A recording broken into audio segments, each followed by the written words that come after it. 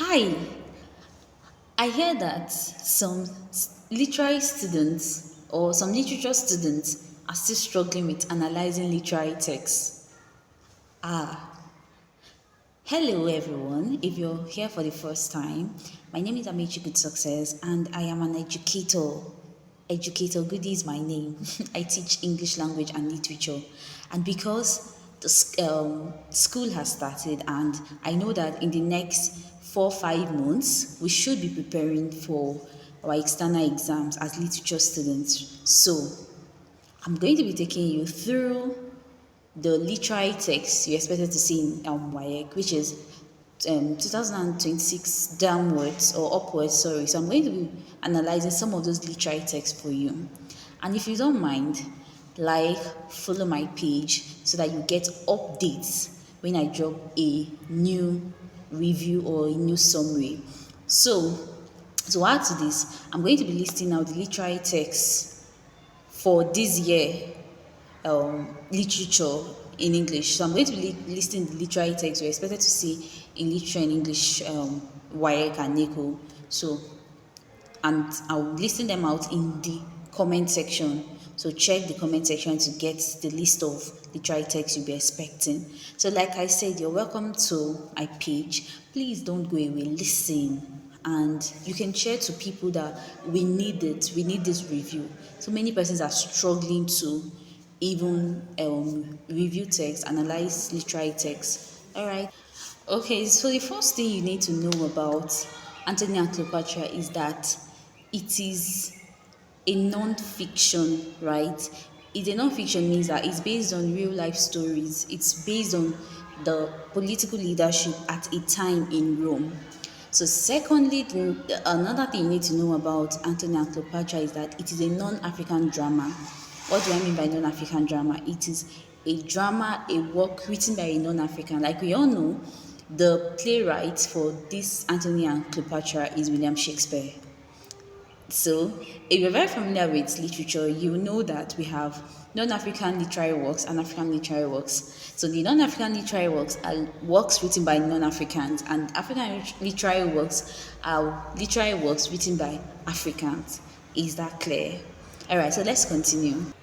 Antony and Cleopatra is a historical tragedy. Okay, moving on. As we all know, this play is about the leadership at a time in Rome. So Julius Caesar ruled Rome at a time, and then after his death, the Rome was ruled by three powerful men named or called the Second Triumvirate. Yes, and they include Mark Antony, Octavius Caesar, and Oedipus. Now, who is Mark Antony? Mark Antony was a loyal military supporter to Julius Caesar at the time and a close ally. And when Julius Caesar died, he was given the eastern part of the Roman Empire to rule, and which is Egypt. Okay, so in the process of going there to rule, he fell in love with the queen of Egypt named Cleopatra, and that actually brought a lot of a lot of things you're going to find, a lot of war, treasury, a lot of war fightings that you're going to find out in the course of the story, because he actually abandoned his duties, his leadership duties, and he was following or pursuing love, pursuing emotions. Now, Octavius Caesar is the adopted son of Julius Caesar at the time. Yes, he's the adopted son of Julius Caesar, and he was referred to one who is disciplined, a leader who is disciplined, that wants everything to be in order.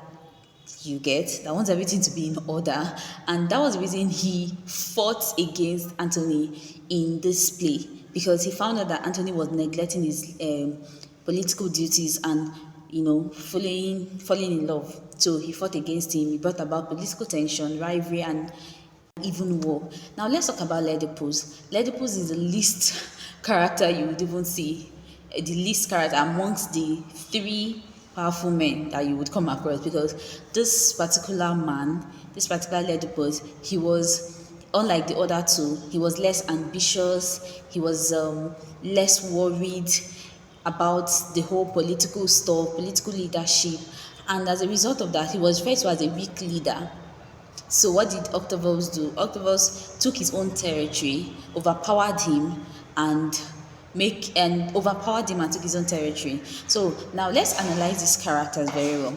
You see, Octavius, for me, I feel that the reason Octavius was really so disciplined about the whole leadership stuff and political stuff was because he is a son.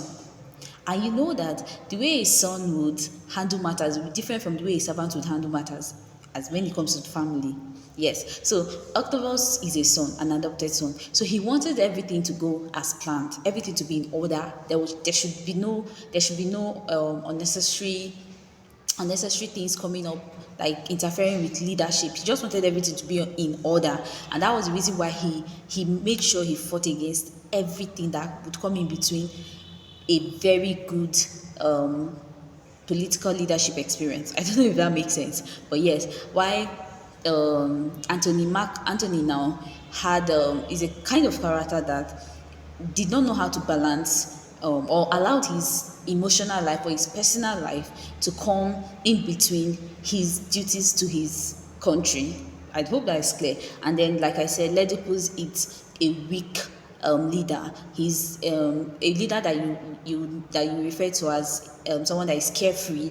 So through this play now, William Shakespeare shows the consequences that comes with allowing emotions or personal life to interfere with duties to the society or duties to the country at large. Yes. So watch out for the plot analysis of this particular play.